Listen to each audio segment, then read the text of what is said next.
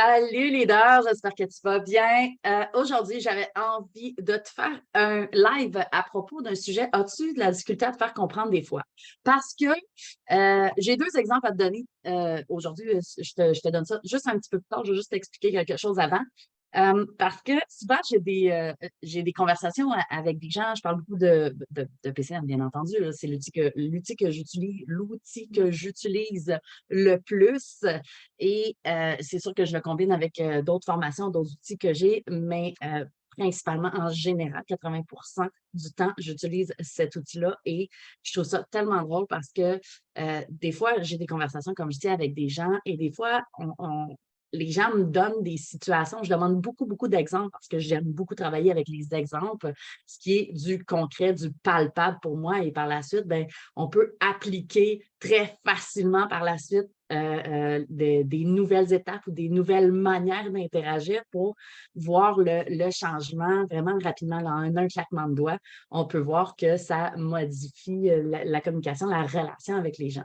J'avais envie de te parler de deux exemples, mais avant tout, je veux savoir, est-ce que tu as de la difficulté à te faire comprendre des fois de tes enfants, de ta conjointe, de tes employés, de ton équipe, de tes collaborateurs, peu importe, écris en commentaire si des fois tu as de la difficulté à te faire comprendre ou tu as l'impression qu'on ne te comprend pas ou toi, tu ne comprends pas très bien les autres. Ça peut arriver, écris en commentaire si ça t'arrive. Je te donne deux exemples. C'est deux exemples de couples que j'ai vus la semaine passée. Il y a un exemple, un couple qui a il y en a un qui est un couple que l'homme est base analyseur et la femme est base empathique. Donc, ont une base différente. Si tu veux connaître ton inventaire de personnalité à toi, si tu l'as, regarde ton immeuble pour voir quel est le tien de base. Si tu ne l'as pas, ça va me faire plaisir de te le faire. Tu as juste à m'écrire en commentaire. On va pouvoir prendre un rendez-vous pour faire ton inventaire de personnalité, ton questionnaire de personnalité et le debriefing pour que je puisse t'expliquer toi exactement t'es qui. Mais bon, ce couple-là est donc base analyseur et base empathique. Et donc, ces deux personnes-là se parlent et à un moment donné, la fille, moi, je suis en discussion avec la femme, puis elle me dit ah, j'ai demandé à mon chum pourquoi qu'il m'aime. Fait fait que là, je dis, OK, comment tu y as demandé? Puis, qu'est-ce qu'il t'a répondu? Fait que là, la femme, elle me dit, ben, j'ai dit, bébé, pourquoi tu m'aimes? J'aimerais ça savoir, tu sais. Fait que lui, il a répondu dans sa base analyseur, ben, je t'aime parce qu'on fait une bonne équipe. Fait que là, elle est comme, je pense que mon chum, il m'aime pas. Puis je pense que, tu sais, je sais pas si je veux rester en couple avec parce que, tu sais, je ressens pas l'amour, je me sens pas, tu sais, comme appréciée à ma juste valeur, etc.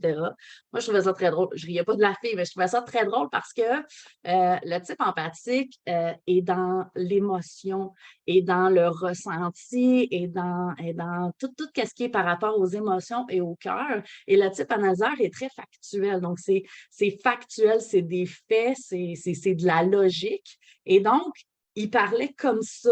Puis elle recherchait clairement une reconnaissance de la personne, donc une reconnaissance de pourquoi que son chum l'aime elle et non le côté pratico-pratique. Et lui, de sa base analyseur, a répondu, dans le fond, selon sa logique à lui et non l'émotif. Et donc, ils ont parlé comme ça.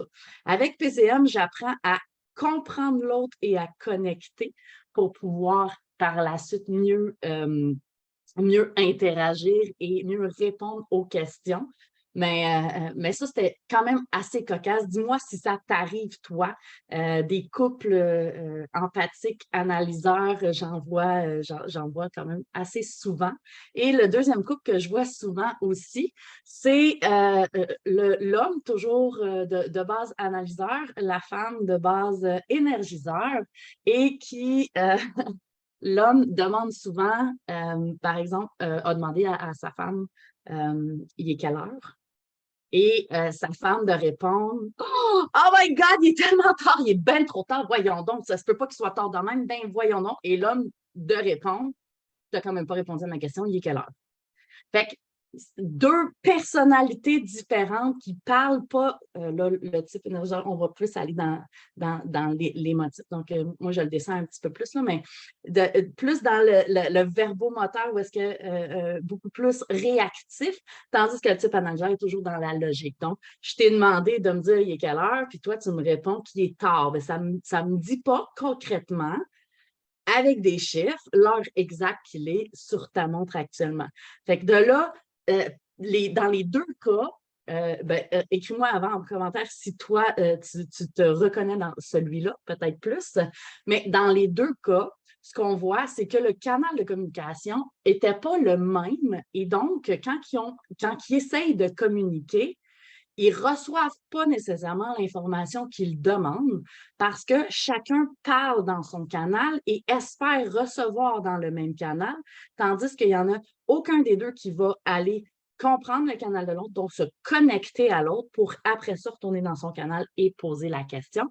Mais c'est ce qu'on apprend, bien entendu, en PCM pour pouvoir, dans la formation PCM, dans le débriefing, les rencontres de suivi, etc., savoir comment connecter, quel canaux existent.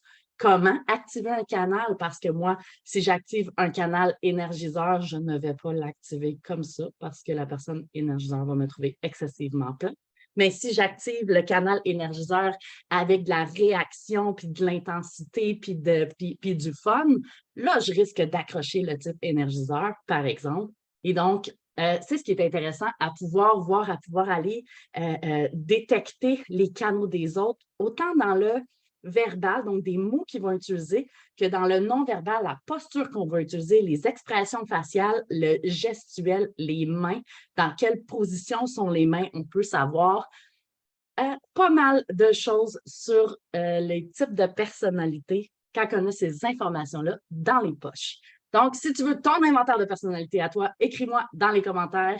On va pouvoir prendre un moment ensemble pour pouvoir le faire. Si tu veux avoir l'inventaire de personnalité de ton équipe, également, viens m'écrire, ça va me faire méga plaisir. Et tu vas voir que tu vas te faciliter la vie autant au travail, à la maison, avec les enfants, qu'avec n'importe qui que tu vas croiser parce que c'est bon pour toutes les relations et pour les communications, qui est la base de toutes les relations. Fait que j'ai hâte de te parler, puis on se voit bientôt. Salut!